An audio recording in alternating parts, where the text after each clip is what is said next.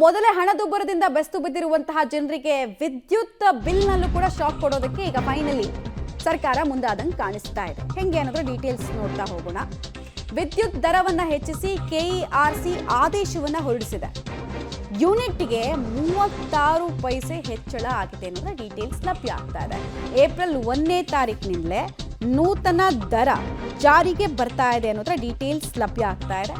ರಾಜ್ಯದ ಜನ ಈಗಾಗಲೇ ಒಂದಾದ ನಂತರ ಒಂದೊಂದು ಶಾಕ್ಗಳನ್ನು ಅನುಭವಿಸ್ತಾನೆ ಇದ್ದಾರೆ. ಬಸ್ ಆಯಿತು, ಮೆಟ್ರೋ ಆಯಿತು, ಹಾಲಿನ ವಿಚಾರದಲ್ಲಾಯಿತು, ಇನ್ನು ಸ್ವಲ್ಪ ದಿವಸದಲ್ಲಿ ನೀರಿನ ದರದ ಬಗ್ಗೆ ಕೂಡ ಆಲ್ಮೋಸ್ಟ್ ಫಿಕ್ಸ್ ಆಗ್ತಾ ಇದೆ. ಈಗ ನೋಡಿದ್ರೆ ಅದರಿಂದೆಲ್ಲ ಸುಧಾರಿಸ್ಕೊಳ್ಳೋಕ್ಕೂ ಟೈಮ್ ಕೊಡ್ತಾ ಇಲ್ಲ, ಸುಧಾರಿಸ್ಕೊಳ್ಳೋದಕ್ಕೂ ಆಗ್ತಾ ಇಲ್ಲ ಜನರಿಗೆ.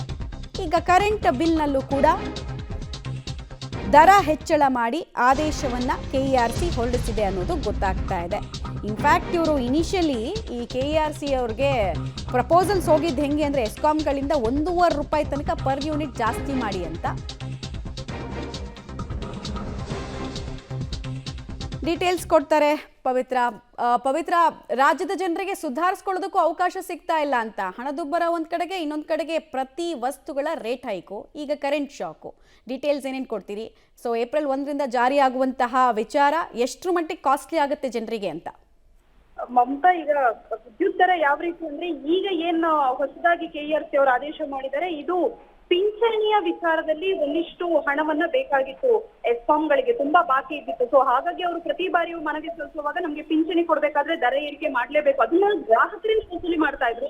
ಅದಕ್ಕೆ ಸಾಕಷ್ಟು ವಿರೋಧಗಳು ಕೂಡ ಬಂದ್ವು. ಆದ್ರೆ ಈಗ ಕೆಇಆರ್ಸಿ ಅದಕ್ಕೆ ಅಪ್ರೂವಲ್ ಕೊಟ್ಟಿದೆ. ಇನ್ನೊಂದು ಶಾಕ್ ಅಂದ್ರೆ ಎಸ್ಕಾಂಗಳು ದರ ಏರಿಕೆಯ ಪ್ರಸ್ತಾವನೆಯನ್ನ ಏನ್ ಕೊಟ್ಟಿದ್ದಾರೆ 3 ವರ್ಷಕ್ಕೆ ಅನ್ವಯ ಆಗುವಂತೆ, ಆ ದರ ಪ್ರತ್ಯೇಕವಾಗಿ ಏರಿಕೆ ಆಗುತ್ತೆ. ಅಂದ್ರೆ ಡಬಲ್ ಶಾಕ್ ಇದೆ. ಈಗ ಏರಿಕೆ ಮಾಡಿರುವಂತದ್ದು ಕೇವಲ ಪಿಂಚಣಿಗೆ ಅನ್ವಯ ಆಗುವಂತಹ ದರ. ಈಗ 2025-26ನೇ ಸಾಲಿಗೆ 36 ಪೈಸೆ ಮಾಡಿದ್ದಾರೆ, 26-27ನೇ ಸಾಲಿಗೆ 35 ಪೈಸವನ್ನ ಮಾಡಿದ್ದಾರೆ, 27-28ನೇ ಸಾಲಿಗೆ 34 ಪೈಸವನ್ನ ಪಿಂಚಣಿಯ ವಿಚಾರದಲ್ಲಿ ಮಾಡಿದ್ದಾರೆ. ಈಗ ಮತ್ತೆ ಪರಿಷ್ಕರಣಾ ದರವನ್ನ ಮತ್ತೆ ಹೊರಡಿಸ್ತಾರೆ. ಅದು ಕೂಡ ಏಪ್ರಿಲ್ 1ರಿಂದಲೇ ಅನ್ವಯ ಆಗುತ್ತೆ.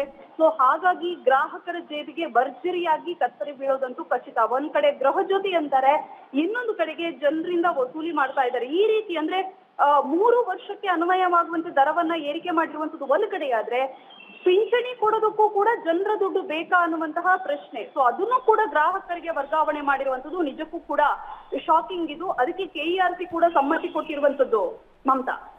ರೈಟ್, ಧನ್ಯವಾದ ಪವಿತ್ರ. ಒಟ್ಟಿನಲ್ಲಿ ಡಬಲ್ ಶಾಕ್ ಸರ್ಕಾರದ ವತಿಯಿಂದ ಸದ್ಯಕ್ಕೆ ಜನರಿಗೆ ಸಿಗ್ತಾ ಇದೆ.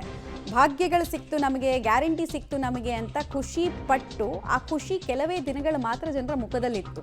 ಅದಾದ ನಂತರ ಅಂತೂ ಏನಿದ್ರು ಕೂಡ ಒಂದಾದ ನಂತರ ಒಂದೊಂದು ರೇಟ್ಗಳು ಜಾಸ್ತಿ ಆಗ್ತಾ ಇರೋದು. ಆ ಸಾಲಿಗೆ ಬಂದು ಸೇರ್ತಾ ಇದೆ ವಿದ್ಯುತ್ ವಿಚಾರ.